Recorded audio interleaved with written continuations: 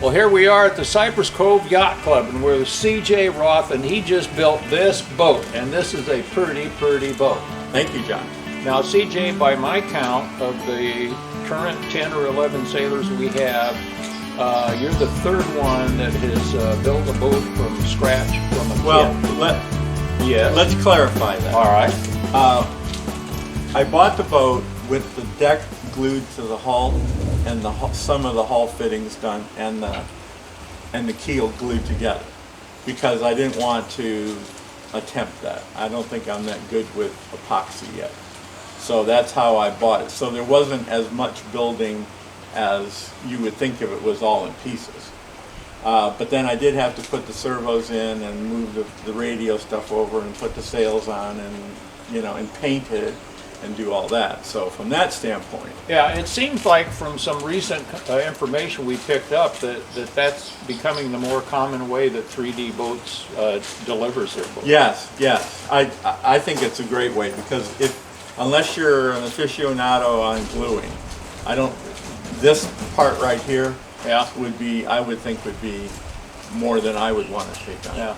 Because just gluing things, because I've also rebuilt 2 boats. Just working with glue doing that, I knew that I didn't feel comfortable enough to be able to do this. Well, that has to have been a big help because you did resurrect 2 boats and rebuild them, recondition them. Yes. So you kind of knew what the insides looked like. Yes, Yeah. yes. How do you pick out your paint scheme? The 8-ball, Yeah. if you recall, that was the first boat that I rebuilt, is orange and black. Yeah. So I wanted to stay in that theme because I like the bright color on the deck for visibility. All right. When we're out there. So I didn't want to do black again, so I thought, well, I'll go gray, and then I thought the green would be as good as the orange was on 8-ball. Well, it's really pretty. On the keel, Yeah. why did you decide to leave the white at the bottom? It's an experiment. All right. Okay. Actually, it's not white, it's paint. Okay. Okay. And I noticed on the black boat and the previous gray boat I had was that every time if you run aground somewhere, it scratches that color off. Yeah. And I was thinking that if it scratched white, you wouldn't notice it. So I painted it white so to compensate for any damage I might do to it if I run the boat aground. And I thought that was the white of the bare hull, and you're looking for more speed. No, it had nothing to do with speed. All right. Well, let's take a look at the insides of the boat. All right, CJ. So this boat's also got some of the newer type parts, I guess I'll call them, that it seems some of the boats are going to. And let's just start with the mast and the booms, which are aluminum instead of what used to be wood. Yes, well, first of all, I want to say I bought the boat from 3DRC up in Ohio, and I have had aluminum mast on the on 8-ball, and I like the mast. To me, it looks cleaner. It's sharper. It goes together very well. It's just, to me, I just enjoy it. Now, I know our Commodore of our club likes wood, so he's very partial to wood, but I like the aluminum.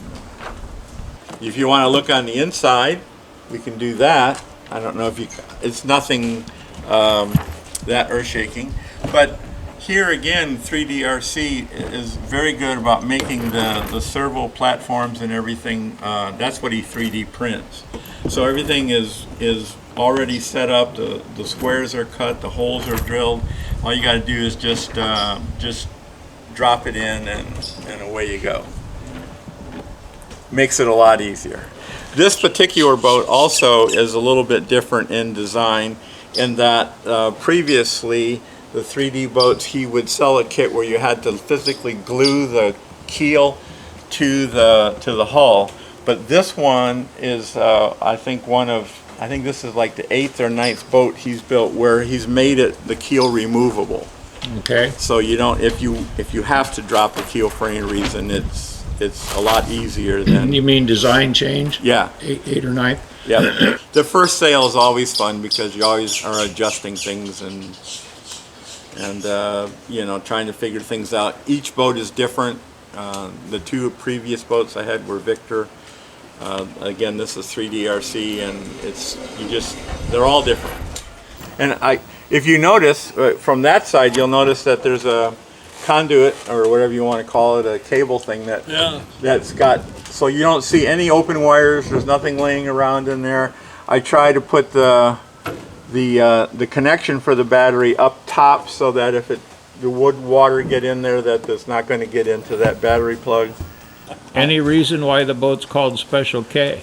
Special K, it's named after my daughter. That was her CB handle back in the day, was Special K. Okay. I would have named 8-Ball actually Colombian Gold, but then I got to realize that probably wouldn't be a good name for it.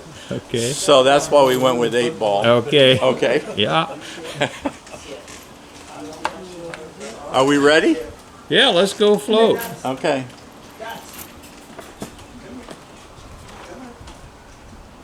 Okay. Okay. Let's go see how badly I can get into trouble. Watch for feeling. Yep. Gotta watch for ceiling fans when you're in this hobby. All done. Yeah. All done. Look at this. Takes you 3 seconds. Well, you picked a gorgeous day for the maiden voyage. I tried. Are you kneeling to pray? Yes, I always kneel to pray. Also, I can see right away that I have Go, Special K. Brought your own mascot, did you? it. I did. That's our dog, Shotzi, and that's my wife, Jody. Shotzi, you're a smart dog. You stay out of the sun in my shadow. Hi, John. Hi, Jody. Yes, we had to see it. Its initial launch. Here we are. It's floating, isn't that good? That's a good sign, always. Well, that color should help you find it in the pack. The orange definitely does, so I'm really hoping that the green will too.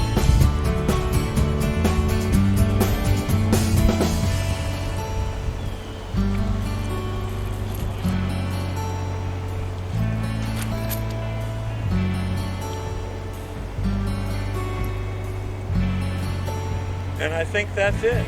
It didn't sink. So what do you think? I'm happy. We'll see how it goes. Now the next thing is I still have to be able to be faster than you. So if that works, I have succeeded. Time will tell. Yes, for sure. Thanks for filming this. You're welcome.